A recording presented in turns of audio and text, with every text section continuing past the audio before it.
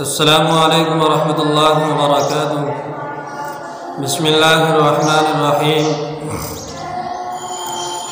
رمضان المبارک کا مقدس مہینہ ہے اور اس مقدس مہینے کے اندر ایک اہم ترین عبادت تراویح ادا کی جاتی ہے اور بہت ہی زیادہ محترم بالشان عبادت ہے۔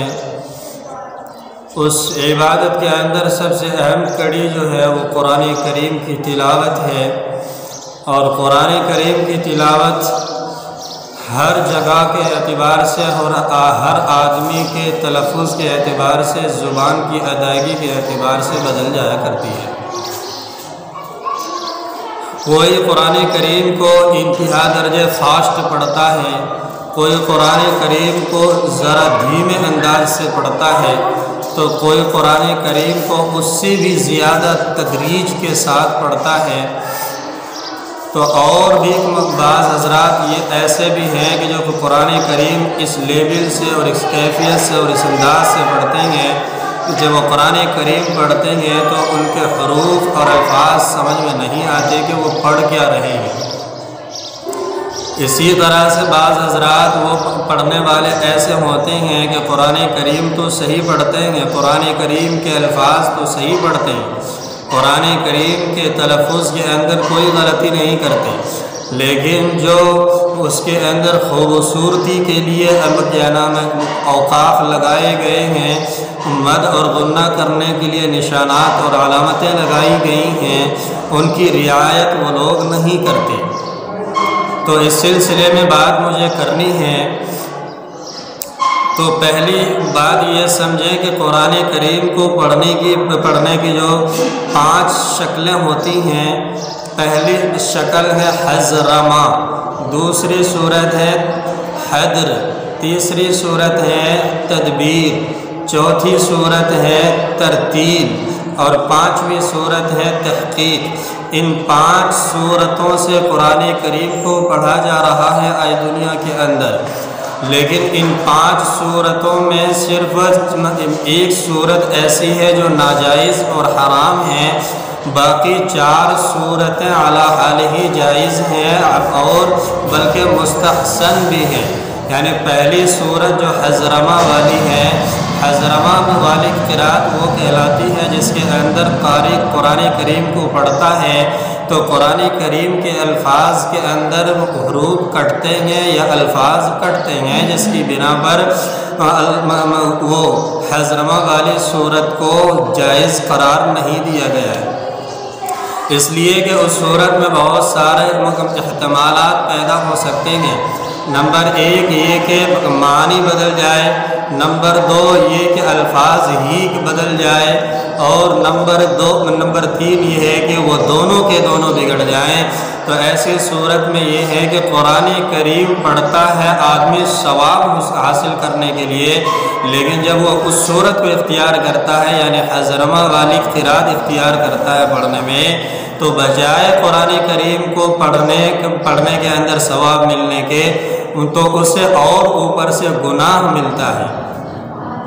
اس لیے اس صورت کو ترک کرنا ضروری ہے۔ اور جہاں تک یہ مسئلہ ہے کہ بعض حفاظ کرام کو یہ دیکھا گیا ہے کہ قرآن کریم کو اس انداز سے پڑھتے ہیں کہ وہ الفاظ کی ادائیگی، حروف کی ادائیگی اعلیٰ حال ہی ٹھیک کرتے ہیں، لیکن وہ مد غنہ اخفاء اظہار وغیرہ نہیں کرتے، تو اب ان کے لیے حکم یہ ہے کہ تجوید کے اعتبار سے یعنی قرأت کے اندر 2 غلطیاں ہیں، ایک غلطی لحن جلی کہلاتی ہے اور ایک لحن خفی کہلاتی ہے، ایک بڑی غلطی کہلاتی ہے، دوسری چھوٹی غلطی کہلاتی ہے۔ اگر الفاظ میں اور حروف کی ادائیگی میں اگر غلطی ہوتی ہے تو اس کو تو کہیں گے بڑی غلطی، اور اگر مد اور غنہ اگر کوئی چھوڑتا ہے یا نہیں کرتا ہے یا کرتا ہے لیکن کم کرتا ہے، مکمل رعایت نہیں کرتا، تو اس کو کہیں گے چھوٹی غلطی۔ یہ صرف قرأت کی خوبصورتی کے لیے قرآن کریم کے اندر लगाए गए हैं। जहाँ तक अल्फाज की सिहत और सिहत अदायगी का ताल्लुक़ है वो कुरान करीम के साथ उसका ताल्लुक़ है। अगर इसकी रियायत नहीं की जाएगी तो कुरान करीम के अल्फाज बदल जाएंगे, माना बदल जाएंगे। जब माना बदल जाएंगे तो इंसान कहना तो कुछ और चाह रहा है लेकिन सामने वाला समझेगा कुछ और। इंसान अपने लिए मांगेगा दुआ लेकिन उसके लिए होगी वो बद्दुआ। इसलिए ये लहने जली है और लहने जली काबिल बर्दाश्त नहीं है। लहने जली के साथ नमाज सही नहीं होती, नमाज दुरुस्त नहीं होती। इसी वजह से तरावी के अंदर अगर कोई शख्स लहने जली के साथ यानी इतना फास्ट कुरान करीम पढ़ता है कि उसमें अल्फाज का पता ही नहीं लग पाता कि वो पढ़ क्या रहा है, अल्फाज क्या अदा कर रहा है। आखिर के अंदर यामलून, तालमून, यफ़क़हून वगैरह ये अल्फाज समझ में आते हैं। बाकी बीच के अंदर उसने क्या कह दिया और क्या पढ़ के गया कुछ पता नहीं चला। तो ये हज़रमा वाली सूरत है और लहने जली है। और लहने जली के साथ कुरान करीम को पढ़ना हराम है और कुरान करीम खुद ऐसे पढ़ने वाले पर लानत भेजता है। सवाब का मुस्तहिक होना तो बहुत दूर की बात है। बाकी जहाँ तक हदर और तदबीर और तरतील और तहक़ीक़ का मसला है तो इनमें सबसे ज़्यादा बेहतर तरीक़ा हैदर है। तरावीह के अंदर हैदर को अपनाना चाहिए, इसलिए कि पीछे जो लोग मुक़्तदी हज़रात होते हैं उनकी रियायत भी ज़रूरी होती है। वो लोग दिन भर काम काज करते हैं, वो थके हारे होते हैं, इसके बावजूद शौक़ में, तरावीह के शौक़ में, सवाब के शौक़ में, रज़ाए इलाही के शौक़ में वो लोग तरावीह को पढ़ने के लिए आते हैं। अगर वहाँ पर हम हैदर के बजाय तदबीर में या तरतील में या तहक़ीक़ में कुरान करीम को तिलावत करने लगें तो फिर उसमें टाइम इंतहा दर्जे ज़्यादा लगेगा, हैदर के मुकाबले में डबल तिबल वक्त लगेगा। तो जब डबल तिबल वक्त लगेगा तो वह पीछे वाले चूँकि दिन भर के थके हारे हैं, अगर वहाँ पर भी उन्हें खड़ा कर दिया जाए यूँ ही तो वो फिर वो खड़े नहीं रह सकते। और एक वक्त ऐसा आएगा कि वो या तो गिर जाएंगे या उकताहट की वजह से वो वापस चले जाएंगे और वो फिर तरावी से हाथ धो देंगे और तरावी पढ़ना छोड़ देंगे। इसलिए हाफिज़ कुरान की ज़िम्मेदारी ये है कि वो पीछे वालों की भी रियायत करे, लेकिन रियायत का ये मतलब ये नहीं है कि कुरान करीम का नाश कर दे।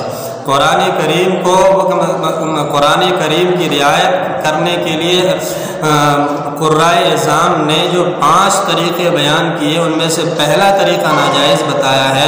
दूसरे तरीक़े हैदर को अपनाइए और तसल्ली के साथ कुरान करीम को पढ़िए। आप पढ़ने के अंदर भी अपने अंदर खुशी महसूस करेंगे कि कुरान करीम में अच्छा पढ़ रहा हूँ और सुनने वाले लोग भी खुश होंगे कि हमारा हाफ़िज़ कुरान जो कुरान करीम पढ़ रहा है बेहतर अंदाज और खुश इल्हानी के साथ अदा कर रहा है। हर हरूफ की और क्या नाम है अल्फाज की सिहत अदायगी की रियायत करते हुए कुरान करीम पढ़ रहा है। तो अगरचे वो तेज़ पढ़ रहा है यानी कुरान करीम को हैदर में जब आदमी पढ़ता है तो कदर तेज़ पढ़ता है, तो इसमें कुरान की भी रियायत हो जाएगी और ख़ुद जो मुक़्तदी हज़रात पीछे होंगे उनकी भी रियायत हो जाएगी। इसी रियायत की वजह से आज हफ़ाज़ किराम कुरान करीम को पढ़ते हुए ख़ुद अपने आप को लानत के मुस्तहिक़ बना रहे हैं। लेकिन ये लानत के मुस्तहिक़ इस वजह से बना रहे हैं कि वो इस बात को समझ नहीं रहे हैं कि मुक़्तदियों की सिर्फ रियायत की जाएगी या कुरान करीम की भी रियायत की जाएगी।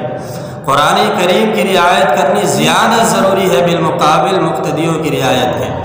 इसलिए हैदर के अंदर पढ़ेंगे तो दोनों की रियायत हो जाएगी, मुक़्तदियों की भी और कुरान करीम की भी रियायत हो जाएगी। अल्लाह हम सब को अमल की तौफ़ीक़ अता फ़रमाए और कुरान करीम को जैसा कि कुरान करीम को पढ़ने का हक़ है हमें तरावी के अंदर इसी लेवल से और इसी हैसियत से कुरान करीम को पढ़ने की तौफ़ीक़ अता फ़रमाए और कुरान करीम को हज़रमा की शक्ल और लहने जली के साथ पढ़ने से हम सब की हिफाजत फरमाए। शायद कि हमारी ये बात आप हज़रात के समझ में आ गई होगी। अस्सलामु अलैकुम।